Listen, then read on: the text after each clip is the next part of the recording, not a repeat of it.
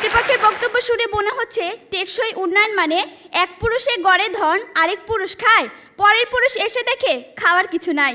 কেননা টেকসই উন্নয়নের সংজ্ঞায় সবচেয়ে গুরুত্বপূর্ণ দিকটি হলো বর্তমানে চাহিদা পূরণ করে ভবিষ্যৎ প্রজন্মের চাহিদা পূরণের জায়গাটি অক্ষুণ্ণ রাখা। কিন্তু তাদের দেখানো উন্নয়নের প্রেসক্রিপশনে এ বিষয়ে সুনির্দিষ্ট কোনো দিক নির্দেশনা নেই। বলা হয়ে থাকে কৃষক বাঁচলে বাঁচবে দেশ, হবে সোনার বাংলাদেশ।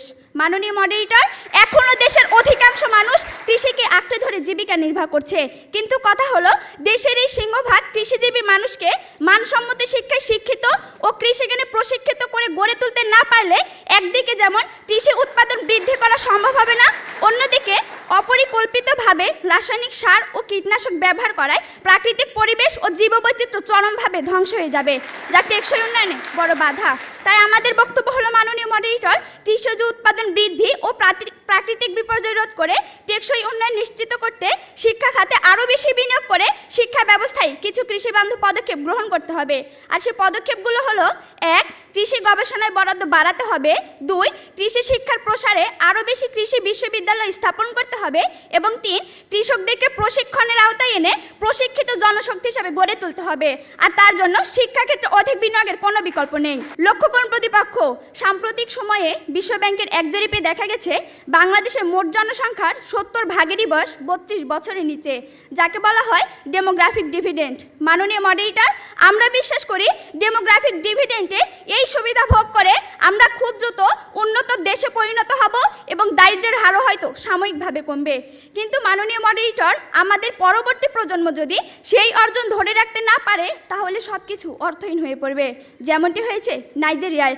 অথচ মাননীয় মডারেটর, আমরা যদি সিঙ্গাপুর কিংবা মালয়েশিয়ার কাছ থেকে শিক্ষা নিয়ে শিক্ষা খাতে অধিক বিনিয়োগ নিশ্চিত করতে পারি, তাহলে মানসম্মত শিক্ষা ও প্রশিক্ষণের মাধ্যমে দক্ষ জনসম্পদ তৈরি হবে এবং অর্জিত হবে টেকসই উন্নয়ন।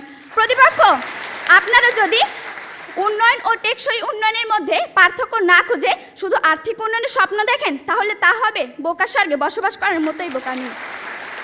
মাননীয় মডারেটর, এবার আমি দেখে যাব শিক্ষাক্ষেত্রে বিনিয়োগের সুফলটা কি। লক্ষ্য করুন প্রতিপক্ষ, শিক্ষা এমন একটি খাত যার কাজ হলো দক্ষ জনশক্তি গড়ে তুলে পুঁজির সঞ্চালন ঘটানো। এ প্রসঙ্গে নোবেল বিজয়ী অর্থনীতিবিদ আর্থার শুলজ বলেছেন, প্রাথমিক শিক্ষায় বিনিয়োগ করা সম্পদের সুফল ফেরত আসে 35%, মাধ্যমিক শিক্ষায় 20% এবং উচ্চশিক্ষায় ফেরত আসে 11%। তাছাড়া বিভিন্ন ধরনের বিনিয়োগের মাধ্যমে দক্ষ জনসম্পদ গড়ে তোলা যায়, যাকে বলা হয় রিটার্ন অন ইনভেস্টমেন্ট। মাননীয় মডারেটর, আমাদের দেখানো শিক্ষাক্ষেত্রে বিনিয়োগ যখন বর্তমানের পাশাপাশি ভবিষ্যতের নিরাপত্তা নিশ্চিত করছে, তখন প্রতিপক্ষ কেবল বিতর্কের খাতিরে আমাদের বক্তব্যে বিরোধিতা করছেন। প্রতিপক্ষ, দয়া করে টেকসই উন্নয়নে এমন একটি খাত দেখিয়ে যাবেন যে খাতের উন্নয়নে মানসম্মত শিক্ষার প্রয়োজন নেই। আর আপনারা যদি তেমন একটি খাত দেখে যেতে ব্যর্থ হন, আপনাদেরকে অবশ্যই স্বীকার করে নিতে হবে শিক্ষাক্ষেত্রে বিনিয়োগই টেকসই উন্নয়ন নিশ্চিত করতে পারে। মাননীয় মডারেটর, মানসম্মত শিক্ষার জন্য চাই মানসম্মত শিক্ষক, কিন্তু শিক্ষা খাতে পর্যাপ্ত বিনিয়োগ না থাকায় আমরা তা পাচ্ছি না। কেননা শিক্ষকদের বেতন কম হওয়ায় তুলনামূলক মেধাবীরা এই মহান পেশা বেছে নিচ্ছে না। শিক্ষকদের বেতন শুধু কমই নয় মাননীয় মডারেটর, রাষ্ট্রীয়ভাবে তাদের সাথে অবিচার করা হচ্ছে। মাননীয় মডারেটর, একজন শিক্ষকের সন্তান হিসেবে তাদের অসহায়ত্ব রোজই দেখতে হয় খুব কাছ থেকে। মাননীয় মডারেটর, গত ঈদে আমি যখন একটি ভালো পোশাকের জন্য কান্নাকাটি করছিলাম, তখন বাবা আমার হাতে কাগজ কলম ধরিয়ে দিলেন, আমার দিকে ছুড়ে দিলেন একটি গাণিতিক প্রশ্ন। একজন দিনমজুরের দৈনিক আয় 300 টাকা হলে মাসে তিনি কত টাকা আয় করেন? মাননীয় মডারেটর, মুখে মুখে বাবাকে জবাব দিলাম 9000 টাকা।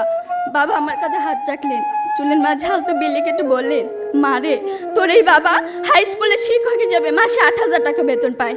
আমি কোনো প্রশ্ন করতে পারিনি বাবাকে, লজ্জায় বাবার মাথাটা নিচু হয়েছিল। পৌরত্বের দ্বার প্রান্তে দাঁড়ানো বাবার বয়সে চোখ হতে খসে পড়ে জল। জানি না মাননীয় মডারেটর, আমার বাবার বয়সে চোখ থেকে খসে পড়া জল শিক্ষার মানকে কতটা টেনে তোলার যোগ্যতা রাখে। মাননীয় মডারেটর, এই যদি হয় শিক্ষাগুরুর জীবন, তাহলে একটা সময় হয়তো এদেশে আর কোনো শিক্ষকই পাওয়া যাবে না। এমন বাংলাদেশ আমরা কখনোই আশা করি না। মাননীয় মডারেটর, 30 লক্ষ লাশের একটি পাহাড় মারিয়ে আমরা বর্তমানে এসে দাঁড়িয়েছি। 2 লক্ষ মায়ের স্নেহের আঁচলে সাজিয়েছি দেশ।